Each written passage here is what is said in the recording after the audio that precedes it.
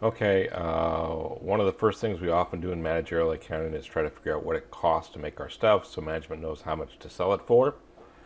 And this is an old video from about 7 years ago. I'm going to go back and try to re-edit it and repurpose it. Uh, I like it because there's no indirect materials, there's no indirect labor.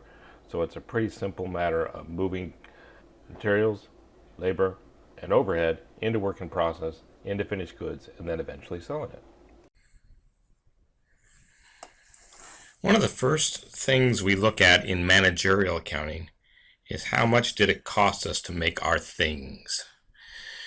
So we're trying to figure out what our cost of goods sold is in any period of time.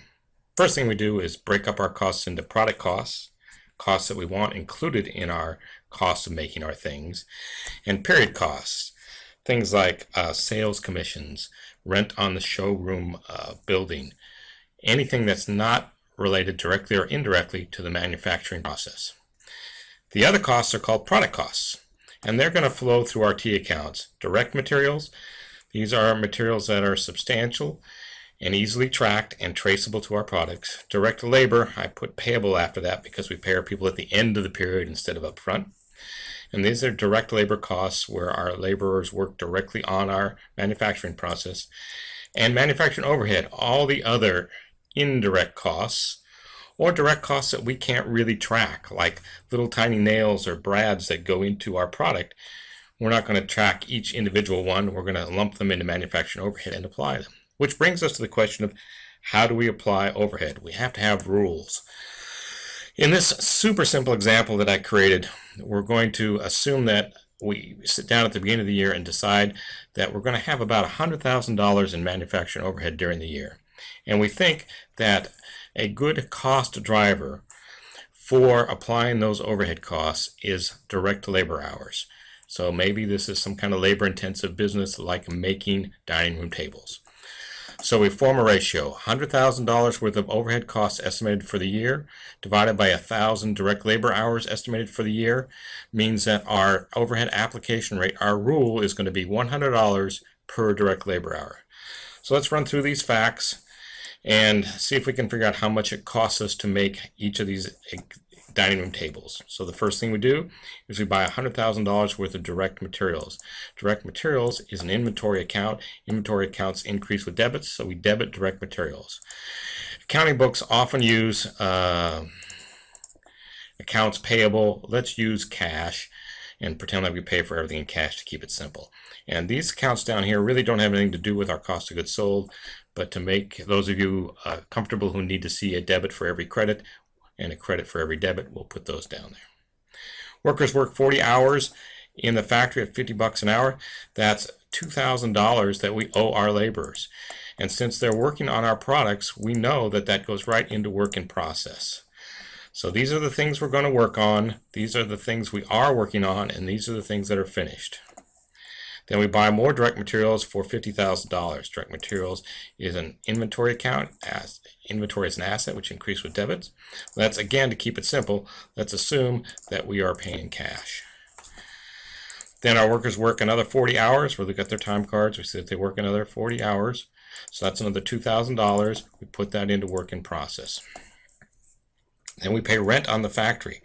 Well, we want that to be part of our product cost, but how much of the rent goes into each individual dining room table, we don't know. So we'll stick it, in the meantime, into manufacturing overhead. Then we pay the utility bill for the factory. Same logic here. How much of each utility bill goes into each dining room table, who knows?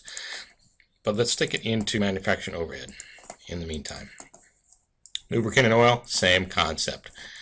So we're going to stick that into manufacturing overhead, and let's assume that we pay cash for it. Okay.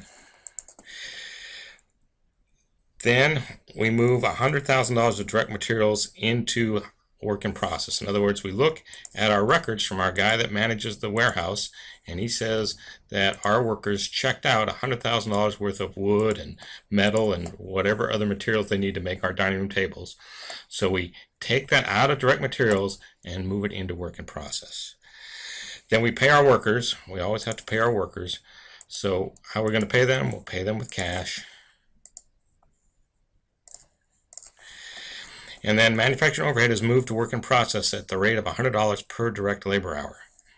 Well, our guys worked 40 hours plus 40 hours, that's 80 hours. 80 hours times $100 per hour is $8,000. So we're going to take $8,000 out of manufacturing overhead and move it into work in process.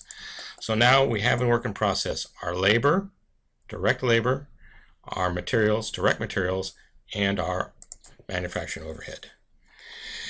During the month, let's pretend like everything got finished, so all 112 units got done. Let's assume we make 112 dining room tables. So we'll take all $112,000 out of this account, work in process, and move it into finished goods. Once it moves into finished goods, it doesn't accumulate any more costs. Then this simple problem tells us that we sell 100 units for $150,000. So let's first book the sale. Let's debit cash for $150,000 and credit sales for $150,000. Now we have to, assume we're in the perpetual inventory system, move 100 units out of finished goods into cost of goods sold. Well, if it costs us $112,000 to make 112 tables, that's $1,000 a table.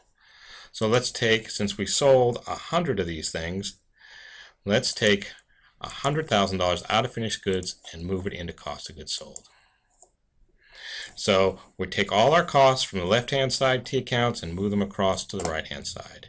Let's create a little mini income statement down here. Our sales are the $150,000. Our cost of goods sold is that $100,000.